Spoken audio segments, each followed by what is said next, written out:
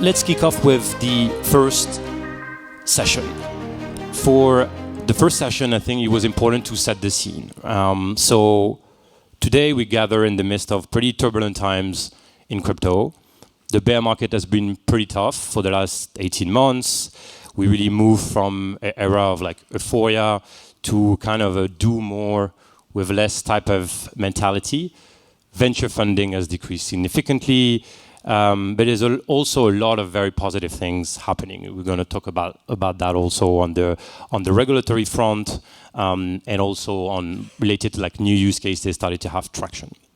So we thought that the best way to start that day would be with a discussion with one of the greatest financial leaders in digital assets, and really try to navigate the current macro environment and try to understand where we are and trying to understand where we're going.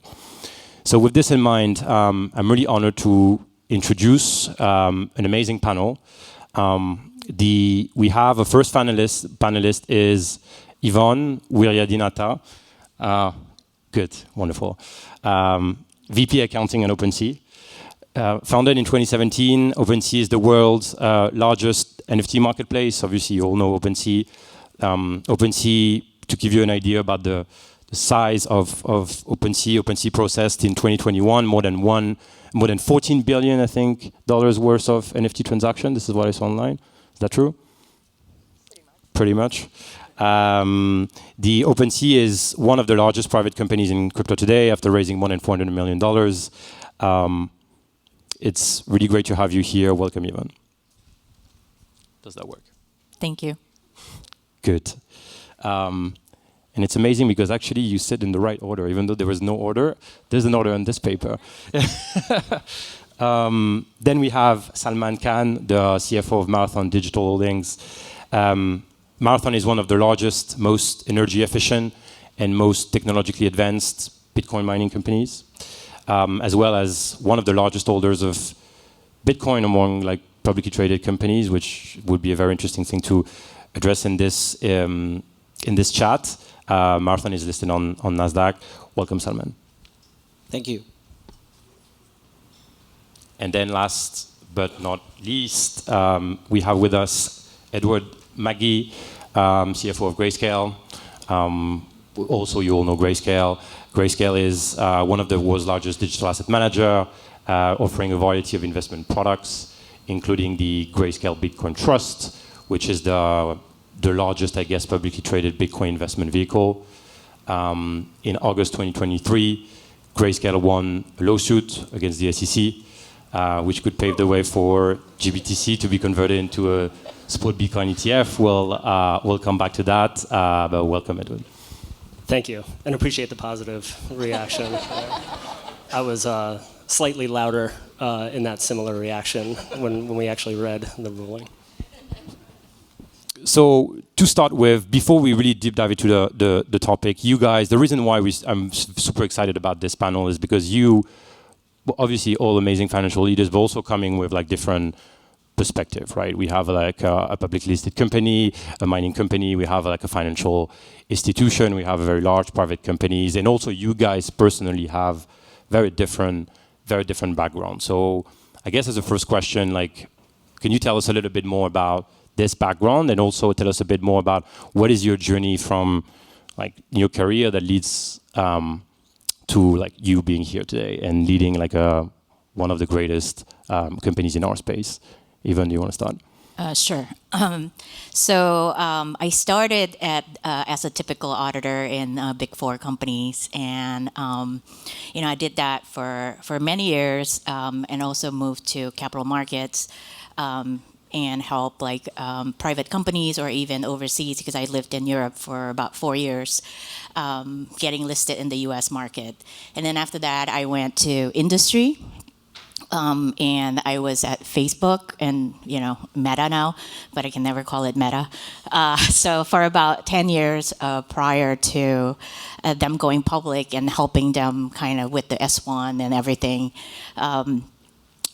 During my time at Facebook, I was involved in Project Libra or DM Association because Facebook kind of started the consortium there, and it was very interesting. The mission of the association of financial inclusion, banking the unbanked, really spoke to me. It was very audacious and probably a little bit disruptive at the time. And then, the opportunity at OpenSea kind of presented itself to build the team from the ground up, to build the processes from nothing, and really reminded me of my early days at Facebook. So I jumped at that opportunity, and it's been a wild NFT ride. And I think crypto is not for anyone. It's not for the faint-hearted. So for all of you guys here, kudos. I know how it is. It's been crazy. So yeah. Amazing. Thank you. Salman? Yeah, so in my case, it's very similar to Yvonne in the sense that I spent a number of years in public accounting firms overseas and here in the US doing different industries and consulting and advisory work. At that time, consulting could be done pretty easily. And ended up joining oil and gas industry, a company called Occidental Petroleum. Wore multiple hats there and led their M&A strategy and spun off their California operations into a separate publicly traded company. Established renewable energy business. Again, not accounting related. This was more business, but at the same time, the accounting finance skills come into play. And did some very accretive transactions, raised a couple of $1 billion doing that. And that certainly helped me see the overall picture from a traditional energy and also renewable energy standpoint. And ended up after that joining a small public tech company focused on software as a service and e-commerce. And very different industry, different perspective, different pace as well. Coming into Marathon certainly feels like I'm coming home. It's this industry, specifically Bitcoin mining space. We consume a lot of energy. And there's an ESG play, which is environmental impact is important. And all the experiences that I had in my prior life, all of them come into play. And it's a nice culmination of all those skills coming into play. Certainly oil prices fluctuate a lot. It's a commodity price. Oil companies don't control it. OPEC and probably Saudis control it. In this case, you've got a commodity type product that trades, and it's oil on steroids, and that it's certainly very exciting to be here. Very cool. Edward? Probably a running theme here. I also started my career at a Big Four accounting company on the assurance side. It was there I had the opportunity to work on the IPO of a publicly traded asset manager, and so saw that process of getting ready to bring your company into the public domain, ready to evaluate your own internal risk and control processes in advance of being a company where everyone will have insight into that. From there, and had a great experience at EY while I was there. Still friends and colleagues, as I'm sure you all do. From there, I went to an investment bank, but not in the investment banking world. I was at Goldman in the accounting policy division. There, I saw a lot of market infrastructure, structured finance, and one of the things that happened while I was there was the T+3 settlement window went from T+3 to T+2. So for some of the younger professionals in the room, at one point, the difference between trade date and settlement for regular way trades was 3 days. And as you can imagine, a massive amount of financing costs, coordination, settlement risk exist over a 3-day period. You throw in a weekend and a holiday, and all of a sudden, you can have chaos if you don't track that correctly. All along, I saw Bitcoin on the periphery. I kind of knew of digital assets. And during that process, I really saw the value of not only Bitcoin, but of smart contracts and this idea of atomic settlement, immediate settlement, smart contract technology that took all this friction out of the system. And that's when I went down my proverbial rabbit hole. And from there, I looked at the skill set I had and started evaluating market opportunities. And fortunately, Grayscale was in a position where they needed technical accounting guidance, control and risk management from an asset manager perspective, and was really fortunate to get that opportunity. That led me to the space, and from there, it has just been an incredible ride, but a humbling one. Building a finance team, working with professionals, young people who are dedicated to decentralized ledger technology and the use cases has been really rewarding. And so you're talking about like building a finance team. Is there like how did you think about assembling this team? And is there any specific things related to like the space you're in, related to crypto, or any specific skills that you're looking for in this team? It's mindset, I guess. It's more than skills. I think it's mindset over skill, actually. And a couple of my team members are here. They're fortunate enough to be in the room today. And they'll know through the interview process, almost the last question that is asked is, how fluent are you in digital asset technology? Because to build a finance team in this space, and it's become only more important over the last year or so, is to take all the best attributes of traditional finance, risk management, know-how, the mindset that I will find a solution for a problem in front of me as you're building out a team is probably more critical than understanding every nuance and nook of digital asset technology. That comes and it's beneficial when you get into areas that are not traditional finance based but are risk specific to the asset class. That becomes really important. But that solution oriented mindset of finding the best service providers, the best advisors to help you understand things that you don't understand, to control the risk within your organization is very unique to this space, but it's not for the faint of heart. This is a new and burgeoning industry, and so you're going to build, and to build a finance team, you have to realize your business continuity planning will not be something that sits in a desk and collects dust. It will be put into action. Your risk management process, your education and working with regulators clearly is something that you have to be solution oriented and have the understanding that no day will be the same, no problem will be the same that it was the day before, so your solutions have to be unique. But the talent that's flowing toward digital assets is just incredible, and the opportunity to build strong teams is absolutely there. And you, Salman, like, do you think differently of like how to assemble your team, Marathon, that you were like before? Yeah, that's a very important question in my mind, and it should be in CFOs' minds, because it's without the team they're nothing. So the stronger the team, the stronger the strength of the team, the stronger the organization will be. In my case, I'm blessed. Again, my team is sitting on that side, and they know this. This is our culture in our company is to be respectful of each other. You treat the same way the CEO, the same way you would do to the janitor in the company, and it's the mutual respect that is very, very important, because we work in a very turbulent industry, and there are some stressful times, there are some cheering moments, and we want to enjoy all of those, whether those are ups and downs. And reflecting a little bit back on what Edward mentioned about technical skills versus, look, technical skills are important, but more than that, what is important is the personality fit, the fit with the organization, the fit with the industry.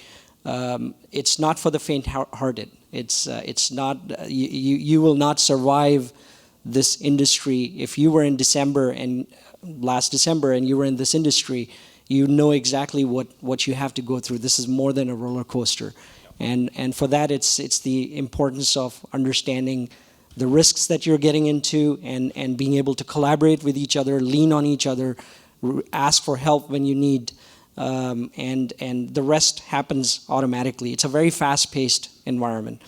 The other thing that I wanted to mention was I like to surround myself with smart people, and I'm fortunate that I have those in the team, and that certainly brings the best out of the company. And you, Yvonne, how do you think about that? Yeah, I think similar vein. the big difference when I was at Facebook was, we're typically in like a pretty siloed kind of areas, and each person has their own, deep technical expertise, whether it's like certain weird thing of tax or accounting guidance or whatever. But kind of what Edward mentioned, it's more about the mindset, and I'm looking for someone with like that growth mindset who are curious and like to learn and challenging the status quo, because just because something has been done this way, although nothing has been done here in the crypto world, but like finding that solution, right? Being creative, and you also mentioned that with the bear market, especially, you got to do more with less. So I'm looking for more like people who can be a jack of all trades, and if they're expert in certain areas, they should also be able to like pivot to different things when needed. So, yeah. Let's get into the core topic. So maybe we'll start with you, Edward, because also of these SEC news. Before that news, like, what do you consider to be like the biggest pain point and challenges you were facing in 2023, and how this can you like tell us a bit more, maybe how this has changed since August? Yeah. But before the end of August, it was a lot of what I think we were all dealing with, which is this: the industry and the partners that we develop, or the partnerships we develop in the industry, can be somewhat tightly wrapped. So a lot of close coordination with similar parties. And before the end of August, the biggest pain point was the realities of, you had a regional banking crisis, you have low crypto volumes, prices what the price is, you have legislation that's seemingly stalling, tax rules that are out there and have to be evaluated. And so you're kind of looking at all these aspects on what impacts to your business that could present. But the biggest pain points were really getting under the hood when VC capital was flowing into service providers, and there was a lot of runway, and you had a lot of comfort that that service provider was going to be there tomorrow, looking at their financial wherewithal, making sure that you understood the impacts to these market events on people you rely on. Because to your point, if you're not going to build everything in-house from a finance and service infrastructure, you're really relying on your partners. And those partners can't go just one arm length deep. You need multiple. You need to know where they are, how you would react to any issues that could develop in those partnerships that would impact your business ultimately. And so those were the biggest pain points. Coming back on the back half of November and December of last year, really reevaluating them, giving them the time to give us information, but really mandating the type of information that would be expected from a larger institution it had its turbulent nature up until the end of August. And then from there, now to be clear, we had received a notice from the district court that the SEC couldn't use the rationale that it used to deny the Grayscale Bitcoin Trust from becoming an ETP or an ETF. That is now in a 45-day window where the SEC could appeal. So while we're encouraged by the order, there's a lot of work to be done there. And the pain point in the future is now, obviously, now that we have to get back to the table, how do we do this? How do we do right by our investors for getting our product to market quickest? And that brings a whole separate operational kind of deployment of the ETF technology with this asset as the underlier that will be born not only by Grayscale, but anyone else who wants to offer such a product in the market. You mentioned like the banking crisis and also the impact of like crypto volume on your business, especially, I guess, the impact on volume on the business is something that is also relevant for OpenSea, given like how high like the volume were in 2021, and I guess there's been decreasing since then. Like how this has like impacted your business and your job at OpenSea today? Well, I think there's a pros and the cons. The cons is on my revenue, or OpenSea's revenue. But the pros is, I remember when we first all started, it was at the, a rocket ship trajectory, and we were going through our first year audit, and there was no documentation, and we were really going through the audit and building the processes. It's like you're flying an airplane while you're also building it. Yeah. So I think this time, we kind of take this time to like okay, well, let's relook at what we've done. We've done it good enough to get through Big Four audit, but it could be better, right? And so really like going through all the processes and reevaluating everything. It's nice to have that time right now to really do it properly with controls and segregation of duty and documentation and whatnot. So that's kind of what we've been doing. But the regional banking crisis definitely. I aged several more years during that weekend. It was pretty scary. But it also made us, at the same time, thinking about our treasury strategy. Because, we're a startup. We don't have a lot of people. So we have to, prioritize what we have to do. So we've been like, okay, well, we got Silvergate. We got, SVB. That's great. And then they're all gone. So I had to kind of build... banking relationships with ideally GSIB banks, which we haven't been successful, but a lot of educating the banks about our business and about our compliance processes during the KYBs. So yeah, I hope never to go through that ever again in my life. I think we all hope. And you, Salman, give us your perspective from the Bitcoin mining standpoint, and also I guess also from a public company. Sure. No, I can certainly relate to both of you guys in terms of the banking crisis and been there, done that. From a miner perspective, look, the biggest pain point in my mind right now is from a going forward perspective is the Bitcoin price and the halving coming up early next year and the implications of that. If you think about it, we are a mining company. Our revenues, if the price remains the same, our production is going to be half. And our cost structure is built for growth, whereas our revenues are going to be half. So our hope is always that the price will go up because that's how the previous halvings have been. But yet at the same time, we got to be realist, and we hold the largest Bitcoin position from a corporate perspective. We are the largest one. We have more than 13,000 coins sitting on our balance sheet right now. The challenge becomes, how do you navigate through this storm that's coming up? Are we prepared to do that? From a risk management standpoint, as both of you guys were talking about, from a banking perspective, we view this from a going forward perspective as well, that this is a major event for the industry, and we need to be prepared for that.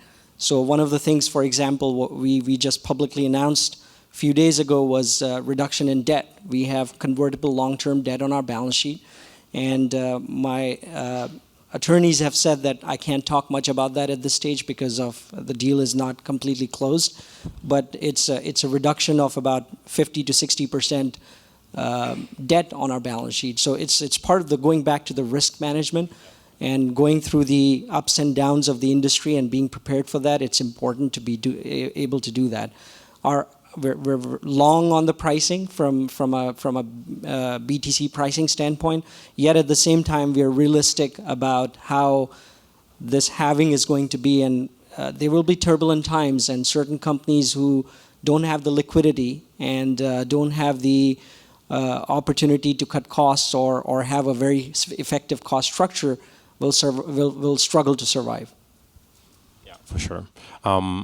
Yvonne, you mentioned your experience going through your first audit at OpenSea. You guys have obviously more experience. You've seen a bit more in Grayscale and Marathon. How is this experience of audits for crypto-related businesses? There's a lot of auditors also in the room. We will keep high level. How has this also evolved in the recent years, and especially with the events that happened in 2022? Did you see any evolution, any differences in the requirements of auditors and your experience to go through these audits? Maybe Ed, do you want to start? Yeah, I can start there. The Grayscale Bitcoin Trust became an SEC reporting company in 2019, first 10K in 2020, but it's been around for almost 10 years. So audits are nothing new in terms of what the goal of the audit is, right? Find the existence, confirm that from a Bitcoin perspective. Valuation always has an element of requiring a lot of data, and the processes, to your point, of getting solidified in terms of what is the policy, what is the process, and building that out is important. And then demonstrating that to your auditor has been a wrinkle this year that it wasn't previously because of what I had mentioned before. A lot of third-party oversight has to take place. And how does management assess those third-party service providers? Custodians, you have trading desks in terms of where the products could trade, and for us, if we need to monetize our fee, making sure we understand where to go for that and how those assets are kept safe, overseeing a third-party provider. We had certain of our products that were self-storage. This was 2017, 2018. The audit for a self-storage environment looks a lot different than when you have a custodian, which we do, which is publicly named as Coinbase, who has appropriate SOC reports. They have Big Four accounting companies. They have digital asset leading minds assessing what should be kind of standard risk and controls within their frameworks, and then we have to assess them. So the design of the audit process, I don't think, has surprised us, but it's a reflection of where we are in terms of all these things that develop or can present themselves as risks, and then how management is demonstrating that we have appropriate controls for these risks and we have appropriate evidence, and we really want to take credit for what we do has probably been the biggest wrinkle recently. Okay, cool. Salman, you want to say a word on audit in a high level? Yeah, look, audit is obviously it's a regulatory requirement, but it's important to have that relationship with your audit firm and specifically the partner that you're working with. And we are fortunate we have a great working relationship with our auditors, and that has helped us navigate through these challenges around, not much clarity around rules. And as the new accounting standards and rule making is happening, obviously it will become a lot more clearer as to how to account for things. But look, this is a newer space, and the views of regulators have evolved with the period of time, and as a result of that, we have at times have had to, take a look at how we accounted for things historically and restate, and that's the nature of the beast that we're dealing with. But certainly, importance is the relationship with the audit partner and utilizing them not only from an audit perspective, but also consensus building on how their national office teams views certain accounting developments and come to the right conclusion from a corporate perspective.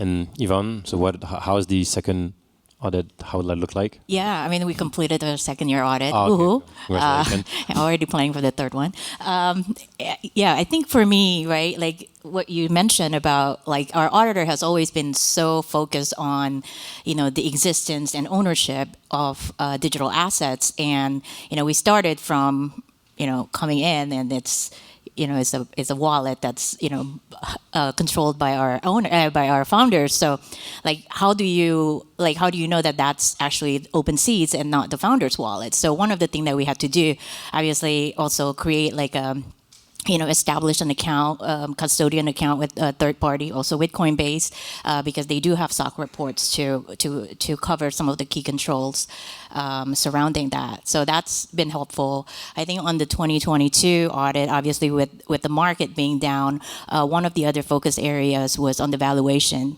For example, we made some strategic investments that probably were done at the height of the market. And how do you then value it at the end of the year when the market was really down, but then you don't have informational rights, right? How do you quantify that? So kind of like working with your auditor to come up with some reasonable basis on that one was like the other focus areas of my audit. Edward, you mentioned earlier the working with like service providers and how does like the relationship with these service providers have been impacted by like the turbulent times that we're in. from an accounting, a reporting, a compliance, custody perspective, where do you think that kind of the tech stack is today? Like, how mature enough do you feel that the tech stack is, and where do you see the biggest needs? Yeah, that's a good question. I hope some of the partners and people I know in the tax industry in the crowd don't take offense to this, but I think even the moving regulatory environment from the tax front is something that tax accountants are used to, and that technology kind of lends itself to, okay, we got to rewrite the rules, we got to restate, and we got to rethink about how this basis is tracked and push that to broker-dealers for ultimate accounting should an investor be on the other side of a broker-dealer. Making sure that information is available, I think from a tech stack perspective, has been really good in the tax front. I'm not saying it's perfect, but it's kind of there, so to speak. On the custodian side as well, as a former auditor, I love when I don't even have to say anything, and in the service pitch or the pitches by service provider, we say, oh, when we have full auditability, you know, all of a sudden they know that's top of mind for users of their service. That's a great thing. So I think the custodian tech stack is there. Where I think it's lacking is risk management, portfolio management, and ingesting where your tokens are, the valuation of them. And then if you have other contracts that might be hedging those risks, it's fractionalized. So you have your stocks, your equities, your bonds. That portfolio management system and reporting tech stack is fully built from a layering perspective, but it's kind of missing the digital asset layer. And I'm excited to see that get built out, because I think there's people solving that problem, but it's still a little deficient as how you take that in from a portfolio management perspective, see all that comprehensively, and then push that reporting down to either investors or to clients or anyone else that needs that information out of those systems. Yeah, that resonates a lot too. Also, topics that we're working on, like later around 2 p.m. I'm gonna talk also about how reconcile the on-chain world with legacy, like reporting and accounting system that are being used all across the world, and this is definitely not trivial. It's a very complex problem. Salman, do you want to say a word on the tech stack? Yeah, from a minor perspective, and this is generally applicable on other industries as well. Technology stack is very important for the CFO organization to be efficient, and efficiency is important as long as you can automate things and improve the controls, and with the SOC 1, SOC 2 reliance and all that stuff, and make the organization much more efficient. That makes a lot of sense, because then you can take that people time and utilize in analyzing things instead of putting together things, right? So that's a general comment. But from our perspective, look, it's a newer space, so the technology is evolving.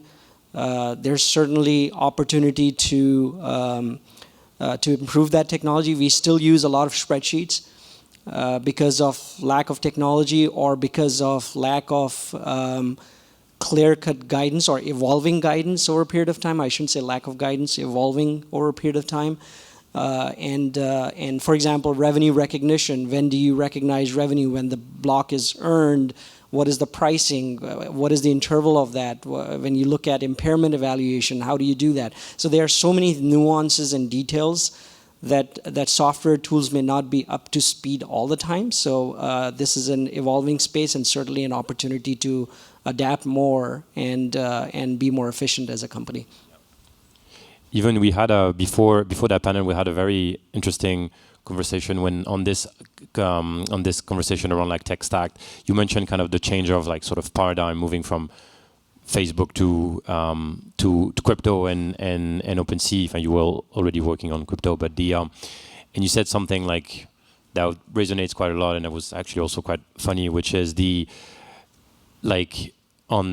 before in your previous world you were just expecting things to work, and now you're basically just expecting things not to break.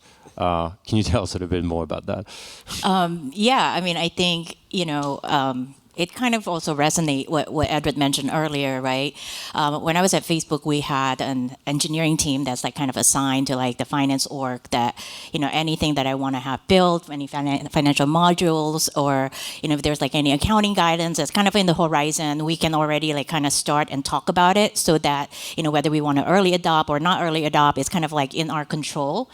And then, Facebook being a public company controls, it's always been top of mind. Well, here, my experience has been humbling. It's been, a very interesting experience with that. Yeah, I mean, crypto is still new, and I don't have an engineering team. I have to kind of rely on, third-party vendors, and because these vendors are also like in the same boat as us, being also a startup, sometimes like SOC reports are not like top of mind, and also like because they're customers are usually also private companies, so it's not really as necessary in the first product rollout or whatnot. So that's that's just kind of like where everything is always like, okay, what else is going to be? And I mean, you're going to talk about like later. I'm curious to know about like more of the fair value guidance, for example. Like, yeah, I would love to early adopt, but I don't know if my vendors are ready. So that will kind of change my timing. That's like not having that control as well. So. Yeah, that makes sense, and that also resonates a lot.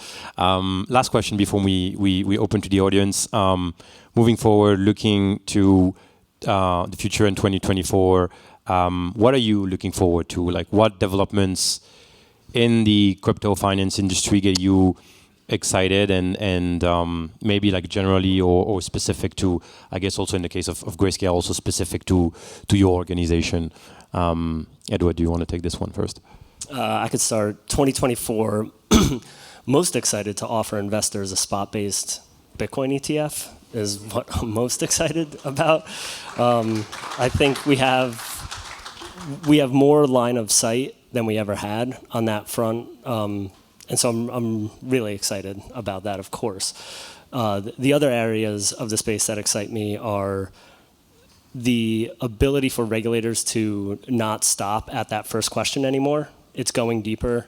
The development of hedging and risk management tools and those markets not going away. It's cliche to say build during a bear, but that's what's happening. I think they're getting more sophisticated, so I'm excited about those areas developing even further, because the success of an asset, in my opinion, is only as successful as to how quickly and well you could risk manage it. And so I'm excited in 24 to see all of that infrastructure develop and be put to use in a macro environment that's different from where Bitcoin and digital assets have kind of grown up in the last 5, 6, 7 years.